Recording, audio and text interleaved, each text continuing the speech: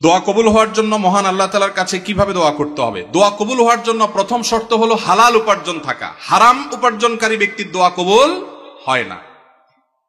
চুরি করে, ডাকাতি করে, টিন চুরি, গম চুরি করে এরপরে মক্কা শরীফ গিয়ে 2 হাত তুলে আল্লাহর কাছে চোখের পানি ফেলে দোয়া করছেন, হাদিস বলছে দোয়া কবুল হবে না।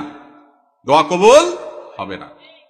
নবী করিম সাল্লাল্লাহু আলাইহি ওয়াসাল্লাম পরিষ্কার হাদিস আছে, অনেক দূর থেকে এলোমেলো চুল নিয়ে, ধুলোমলিন শরীর নিয়ে কেউ যদি কাবার চারপাশে হাত তুলে দোয়া করে, আন্না ইউস্তাজাবু লিযালিক, কিভাবে তার দোয়া কবুল হবে? নবীজি বলেছেন, কারণ দেহ, তার শরীর, তার সম্পদ হারাম দ্বারা গঠিত হয়েছে।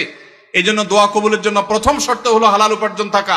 কেউ যদি আগে হারাম উপার্জন করে থাকেন, এখন তওবা করবেন, মানুষের হক মেরেছেন, এখন ফেরত দিবেন, তারপরে আল্লাহর কাছে দোয়া করবেন, ইনশাআল্লাহ দোয়া কবুল হবে। দোয়া কবুলের দ্বিতীয় শর্ত হলো অন্তরের অন্তঃস্থল থেকে কায়মনোবাক্যে দোয়া করবেন, অন্য মনস্ক হয়ে না, দায় সারা ভাবে না, মনোযোগ দিয়ে দোয়া করবেন। দোয়া কবুলের জন্য আরেকটা গুরুত্বপূর্ণ শর্ত হলো হালাল বিষয়ে দোয়া করবেন। হারাম জিনিস আল্লাহর কাছে চাইবেন না, 2 নম্বর জিনিস আল্লাহর কাছে চাইবেন না। অবৈধ সম্পর্ক করার, কারোর সাথে অবৈধ রিলেশন করার, হারাম সম্পর্ক করার জন্য আল্লাহর কাছে দোয়া করবেন, এটা অবৈধ দোয়া, নাজায়েজ দোয়া, এটা করা জায়েজ নাই।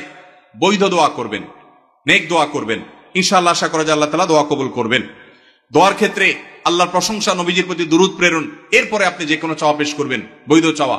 এবং দোয়া করার পর কবুল হচ্ছে না কেন জন্য হুলস্থুল করবেন না। এই শর্তগুলো মেনে চললে কোরআন এবং হাদিসের আলোকে আশা করা যায় দোয়া কবুল হবে ইনশাআল্লাহ।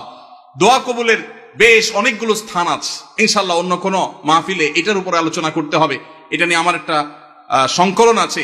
দোয়া কবুলের 33টা জায়গা আছে, স্থান আছে, সময় আছে। সেগুলো কি কি একটা আলাদা আলোচনা ইনশাআল্লাহ আমরা বলবো। এটা নিয়ে বহু আগে আমার একটা বক্তব্য আছে অনলাইনে, কারো প্রয়োজন হলে শুনে নিতে পারেন।